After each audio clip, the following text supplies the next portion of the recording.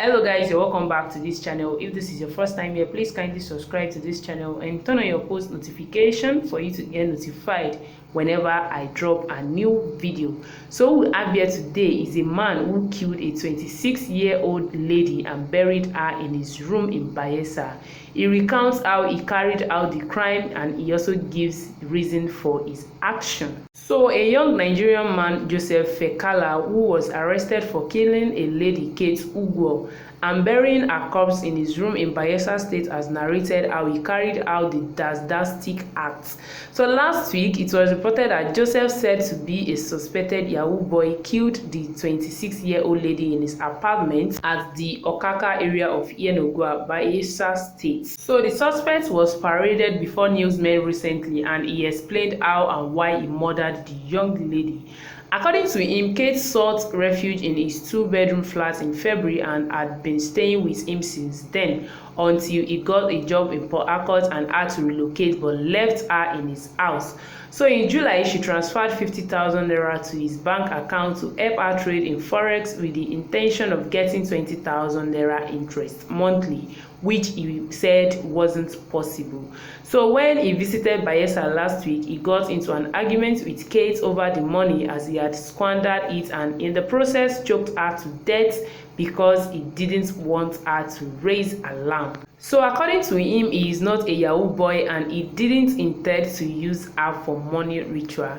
So in his words, he said, "We got into an argument over the 50,000 naira she sent to me for the supposed forex trade she wanted to do. I tried to explain that I spent the money and will repay her, but she angrily responded and pushed me. So I pushed her back and she fell on the bed. And since I knew she was going to raise alarm and our neighbors will hear her voice, so I held her throat and closed her mouth and choked her to death." So on the 1st of July, I came to Bayelsa State to do some maintenance in the house because Kate met me in February that she needed a place to stay based on the fact that the person she wanted to go stay with in Lagos didn't work out. So she needed where to stay for 4 months. So I gave her one of the rooms and I was staying in the parlor in a 2-bedroom flat. I just got a job, so I had to leave for Port Harcourt. I used to visit home to do some maintenance occasionally. So on the 1st of July, when I came, we met, and as we are discussing, so she told me she wanted to trade forex since she knew some years back I used to trade for myself. So I explained to her that the best I can do is to teach her how to trade and not trade for her because of the inconveniences in it. Later, she left for her family house in Opolo and called me to send her my details, and she immediately sent me 50,000 naira. When I asked her the following day, she said she wanted me to trade for her, so I reminded her that I don't want to be involved. So she insisted, so I accepted. So I asked her what she wants from this thing, and she said at least 20,000 naira every month. So I told her no institution or bank will offer that. So I asked her to send her details so I can refund the cash. So later she said she started sending my colleagues at the office messages that I scammed her and I am a scammer and a criminal.